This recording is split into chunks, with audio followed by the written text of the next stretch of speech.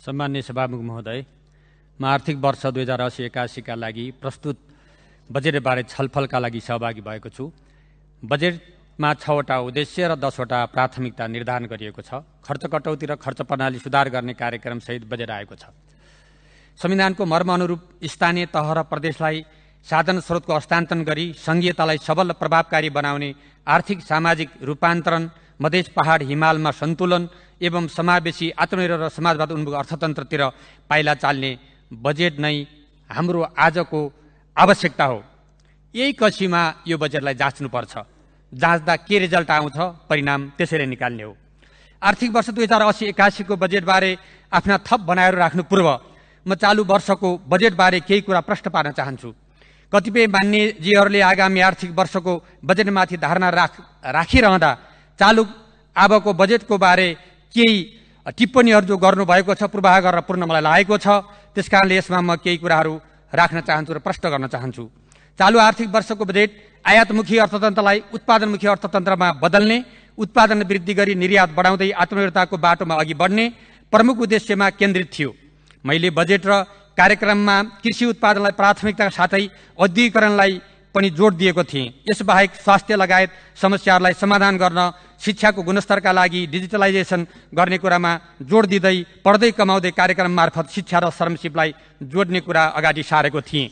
सभामुख महोदय, चालु आर्थिक वर्षको बजेटको समीक्षा गर्दै पूर्व प्रधानमन्त्री समेत रहनुभएका मेरा आदरणीय नेता, प्रतिपक्षी दलका नेता केपी शर्मा ओलीज्यूले 0 मार्क दिनुभयो। उहाँको उक्त मूल्याङ्कन सत्ताबाट विमुख हुनुपर्दाको पूर्वाग्रह र प्रतिशोधपूर्ण भएको मैले बुझेको छु। यहाँ म कुनै दोहोरी खेल्न चाहन्न, बरु यही दिनमा उठेका प्रश्नको तथ्यगत विवरण पेश गर्न चाहन्छु। म यो तथ्य बुझ्छु कि बजेट जनताको हितमा हुनुपर्छ ताकि जनताको जीवनमा परिवर्तन आओस्। त्यसैले बजेटको वस्तुनिष्ठ समीक्षा गर्नुपर्छ भन्ने मेरो मान्यता छ। देशको भविष्य र जनताका जीवनसँग सरोकार राख्ने बजेटलाई राजनीतिक चस्माबाट समीक्षा गरियो भने त्यसले ठिक निष्कर्ष निक्दैन। आग्रह र पूर्वाग्रह मुक्त भएर समीक्षा गरौँ। म आज सम्मानित सदनमा विगत 10 वर्षका बजेटहरूको समीक्षा गरौँ भन्ने प्रस्ताव राख्न चाहन्छु। यसका लागि अर्थविद, नागरिक समाज, किसान, पत्रकार, पूर्व न्यायाधीश, सम्बन्धित क्षेत्रका विज्ञ समेत भएको एउटा उच्चस्तरीय आयोग वा समिति बनाऊ। आवश्यक परे यसमा तटस्थ अन्तर्राष्ट्रिय अर्थविदको पनि सहयोग लिउँ ताकि सत्ता र प्रतिपक्षका आग्रह र पूर्वाग्रहबाट मुक्त भई निकालिएका निष्कर्षहरू मार्फत समस्या कहाँ छ पहिचान गर्न सकियोस्। तपाईँ हामी सबैलाई थाहा छ, कुनै पनि बजेट 1 वर्षका लागि आय व्यय भए पनि योजना र लक्ष्य दीर्घकालीन प्रकृतिका हुन्छन्। आज जे परिणाम आउँछ त्यसमा कतिपय परिणामहरू 3-4 वर्ष पहिलेको नीति र योजनाबाट आएको परिणामहरू पनि हुन्छ। चालु अबका बजेटको प्रारम्भिक प्रस्तावमा प्रभावहरू देखिएका छन्। चालु वर्षको बजेटको प्रभाव आगामी 2-3 वर्षमा देखिएला। परिणाम केही सकारात्मक होलान्, केही नकारात्मक होलान्। चालु बजेटका समग्रमा कार्यान्वयन भइसकेको छैन। मैले तर्कका लागि तर्क होइन, सत्य कुरा भन्न चाहन्छु। श्रावणबाट कार्यान्वयन प्रारम्भ भएको बजेट सुरुवाती दिनमै बजेट सम्पूर्ण रूपमा कार्यान्वयन हुने होइन। त्यसमा पनि सदा चाहिँ यस वर्ष पनि दशैं तिहारका पर्व आए। लगत्तै मङ्सिरमा लागि संघीय र प्रदेश निर्वाचन घोषणा भयो। संघ प्रदेशको निर्वाचनमा का लागि आचार संहिता लाग्नुभन्दा पनि पहिला निर्वाचन आयोगले लगातार पत्राचार गरिरह्यो। आचार संहिता लाग्यो, सरकार निर्वाचन गराउने वातावरण बनाउन केन्द्रित भयो। यसले बजेट कार्यान्वयनमा सुरुमै समस्या देखा परे। निर्वाचन लगत्तै पुस 10 गते नयाँ सरकारका अर्थमन्त्री बजेटमाथि नराम्रो छेडखान गर्नुभयो। देशको होइन आफ्नो हित खोज्नुभयो।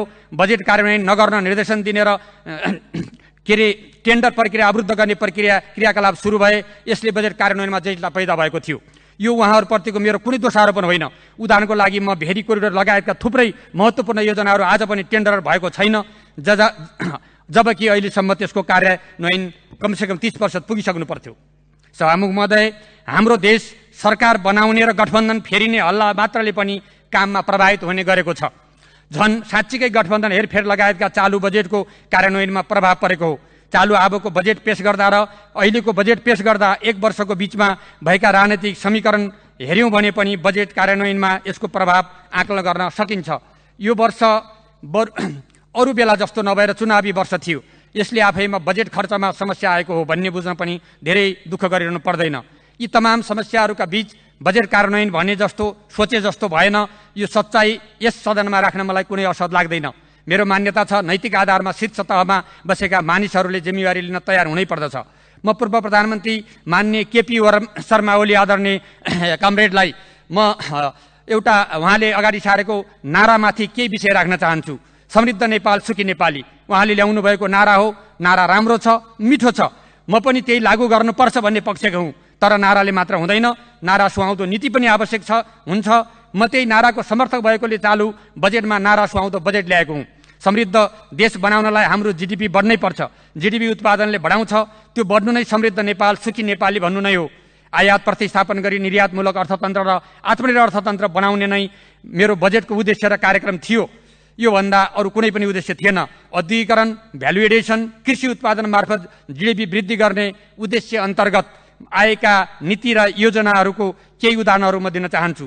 स्टिल उद्योग, अटोमोबाइल एसेम्बलिङ प्लान्ट, एक्सपोर्ट रिबेट, उद्योगलाई बिजुलीमा सहुलियत, पर्यटन पूर्वाधारका लागि सुविधा, मोटरसाइकल र गाडीमा निम्न वर्गलाई कम दर, विलासी गाडीमा बढी कर, आइटीको सेवा र उत्पादन निर्यातमा कर छुट, कमर्सियल कृषि फार्मिङमा कर छुट, उद्योगका कच्चा पदार्थमा कर छुट, फिनिसिङ गुडमा ट्याक्स वृद्धि, निम्न आय वर्गको अवस्था ख्याल गरी लोएस्ट इन्कम ट्याक्स स्ल्याबसलाई 4 लाखबाट 5 लाख बनाएको, वैदेशिक रोजगारीमा गएकालाई आइपिओको कोटा व्यवस्था, रुग्न र बन्द उद्योगहरूको पुनर्सञ्चालन, सुपारीको कर वृद्धि र तस्करी अन्त्य। यही नै मेरो बजेटको प्राथमिकता थियो। सभामुख महोदय, चालु अबको बजेटमा ल्याइएका केही रणनीतिक महत्त्वका योजना र नीतिले कसरी फाइदा पुर्यायो केही तथ्य पेश गर्न चाहन्छु। स्टिल सम्बन्धी नीतिले करिब 2800 करोडको नयाँ लगानी आयो, 3000 प्रत्यक्ष रोजगारी सृजना भए, 500 मेगावाट थप विद्युत खपत गरेर खेर जाने विद्युतबाट आम्दानी गर्यौं। 24 घण्टा सञ्चालन यदि यो भयो भने, विद्युत सञ्चालन भयो भने 43 अर्ब बराबरको विद्युत आवश्यक पर्छ। बिलेट स्वदेशमै उत्पादन भई आयात बन्द हुँदा 30 अर्ब हाराहारीको विदेशी मुद्रा सञ्चितमा मद्दत पुग्यो। यसको पुरै परिणाम आउन अरू थप 2 वर्ष लाग्छ। यस प्रक्रियामा धौबाडी फलाम खानी उत्खननसँगै नेपाल पूर्ण रूपमा फलाममा आत्मनिर्भर हुनेछ। त्यति बेला चालु बजेटले ल्याएको नीतिको पूर्णता पाउनेछ। समृद्ध नेपाल र सुखी नेपाली बनाउने प्रक्रिया यही होइन र?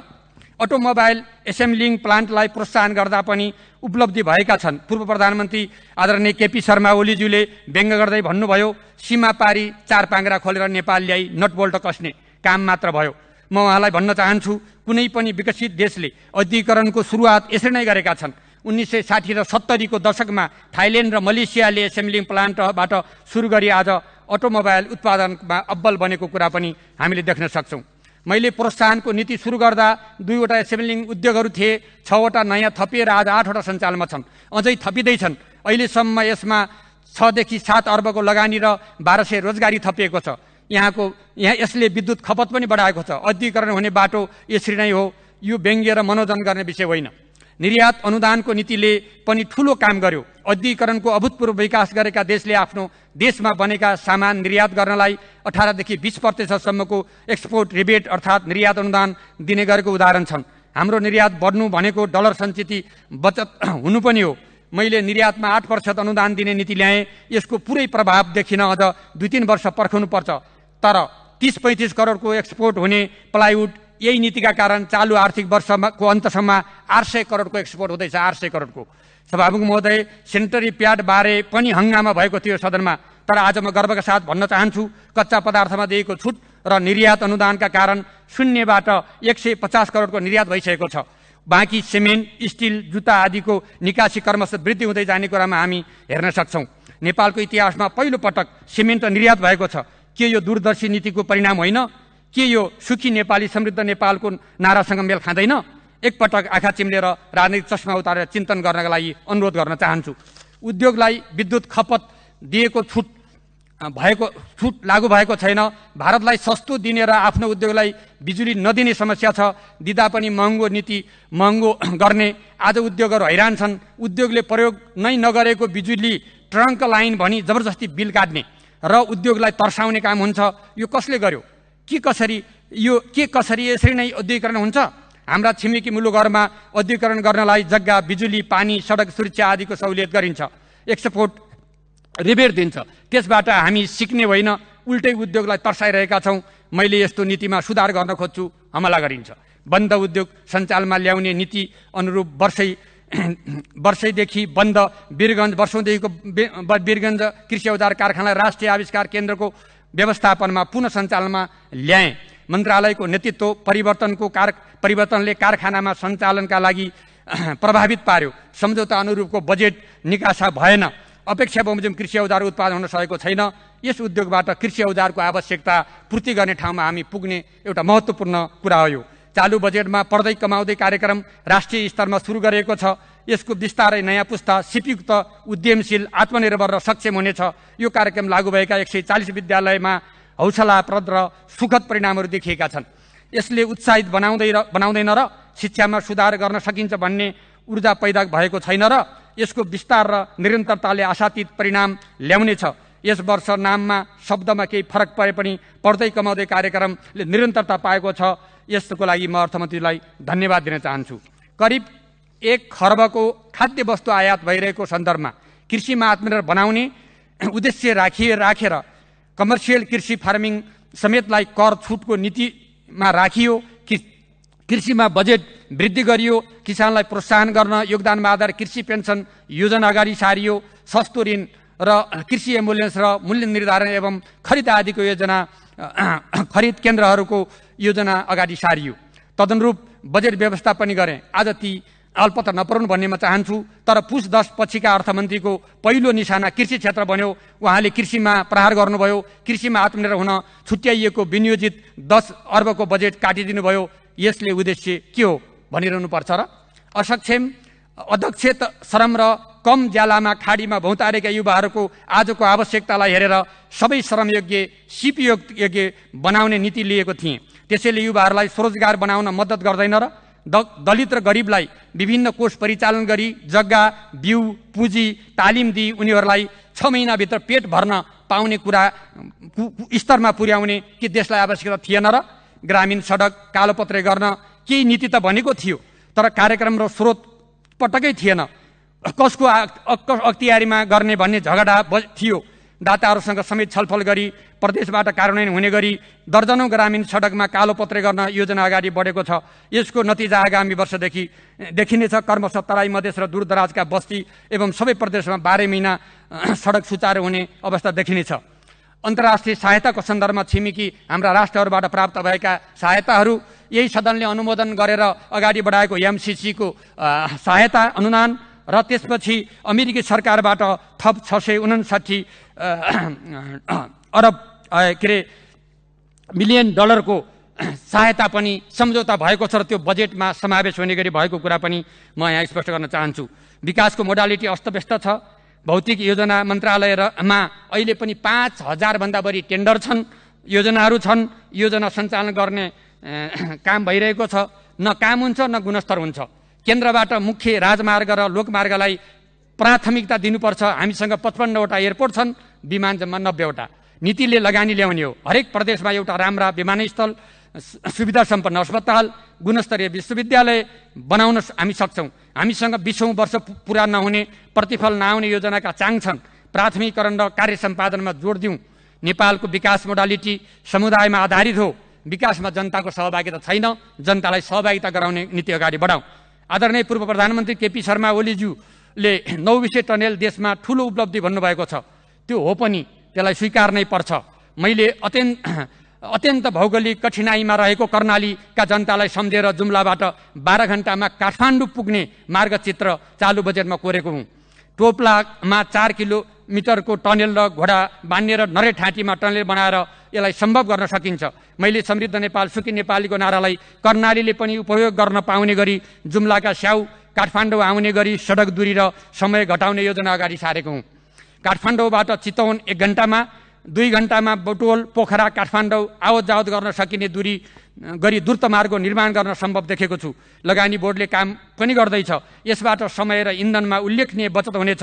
तार प्रणालीमा आधारित आधुनिक रेल मार्फत तातो हावामा रहेका दक्षिणी छिमेकीका पर्यटकहरूलाई सगरमाथा बेस क्याम्पमा पुर्याउने र सेल्फी खिचाउने, कफी खुवाउने, मुक्तिनाथमा पुर्याएर पूजा गराउने अनि लिम्बी भ्याली पुर्याएर कैलाश र मानसरोवरको दर्शन र योग गराउने सपना र योजना बजेटमा समावेश गरिएको छ। यस सम्बन्धी प्रारम्भिक अध्ययन सुरु भइसकेको छ। 80 को दशकभित्र पुरा हुनेछ। तपाईको पुस्ताले यो कुरा नपत्याउला। नयाँ पुस्ता आउनेछ र साकार पार्नेछ। नेपालमा ल्याउने पर्यटनको संख्या 10 लाख भन्नुपर्ने छैन। करोडौंको स्वागत गर्न तम तयार बस्नुपर्नेछ। के यो समृद्ध नेपाल सुखी नेपालीको मार्गमा पर्दैन र? नेपालको उत्पादित बिजुली बेच्ने चिन्ता गरिरहेको देखिन्छ। त्यसबाट मुक्त भई खपत क्षमता वृद्धि गर्नेतिर जानुपर्छ। मैले चालु बजेटमै बिजुलीबाट हाइड्रोजन र युमोनिया उत्पादन गर्ने योजना अगाडि सारेको छु। यसले इन्धन आयात गर्ने देशलाई इन्धन निर्यात गर्ने देशमा बदल्नेछ। यो विद्युतीय क्षेत्रमा विकसित नयाँ भर्जन हो। यता हाम्रो ध्यान पुगेको छैन। समृद्ध नेपाल खुसी नेपालीको बाटो यही होइन र? त्यसै गरी हाम्रो भूमि, प्राकृतिक स्रोत, श्रम, शक्ति र पुँजी प्रविधिलाई एकीकृत गरी आम नागरिक, किसान, अवकाश प्राप्त कर्मचारी, विज्ञ मिलेर उत्पादन अभियान चलाउने प्रस्ताव गरेको छु। के देश सबैले बनाउने होइन र? हामीले खाद्य वस्तुमा 1 खर्बको बढीको आयात रोक्नु पर्दैन र? कृषि क्षेत्रको उत्पादन र उत्पादकत्व वृद्धिका लागि मैले युमोनियामा आधारित मल उद्योग स्थापनाको योजना अगाडि बढाएको हुँ। हाम्रै पानी, हाम्रै ढुङ्गा, हाम्रै हावाबाट अहिले प्रयोग भइरहेको रासायनिक मलकै गुणस्तर जस्तै नाइट्रोजन, फस्फोरस र पोटासियम समेत भएको अर्गानिक मल, फेरि भन्न चाहन्छु अर्गानिक मल उत्पादन गर्न सम्भव छ। मैले सुने कहाँबाट पाइप ल्याएर मल कारखाना खोल्नुपर्छ, त्यो आवश्यक छैन। अर्गानिक नेपाल, आत्मनिर्भर नेपाल बन्ने छ। त्यही नीतिले गर्दाखेरि केही जापानी कम्पनीहरू आज लगानी बोर्डसँग परामर्शमा रहेका छन्। सभामुख महोदय, आगामी आर्थिक वर्षको बजेटमाथि छलफल गरिरहँदा राजनैतिक घोचपेच पनि भएको छ। नेपालको राजनीतिक इतिहासमा माओवादी बिना अपुरो हुन्छ। माओवादी पार्टी आफ्नै विशेषता छन् र कमीहरू पनि। यसको गम्भीर समीक्षा गरौँला। तर एउटा कुरा साँचो हो, माओवादी अहिले संसदमा तेस्रो पार्टी बनेको छ, तर यससँग परिवर्तनको तापबाट आएको चुम्बकीय शक्ति यथावत छ। चुम्बकीय शक्तिमा धातुहरूलाई आकर्षित गर्ने गुण हुन्छ।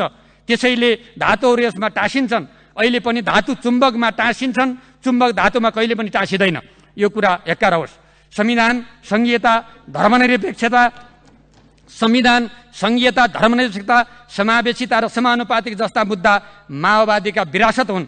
त्यसैले यसैका बलमा माननीय केपी ओलीजीलाई 2/3 प्रधानमन्त्री बनाउन हामीले पार्टीगत रूपमा, समूहगत रूपमा, व्यक्तिगत रूपमा योगदान पुर्याएका होइनौँ र? याद रहोस्, माओवादीको शक्ति बिना तपाईँको सिंहदरबार यात्रा कठिन छ र भइरहनेछ।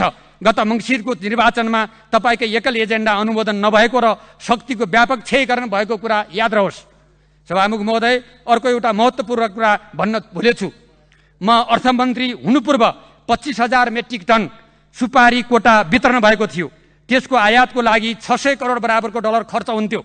निकासी चाहिँ चोर बाटोबाट, तस्करीको माध्यमबाट हुने गर्दथ्यो। यसरी केही तस्कर र तिनका केही संरक्षकहरूले 1200 करोड कमाएको रिपोर्ट सार्वजनिक नभएको होइन।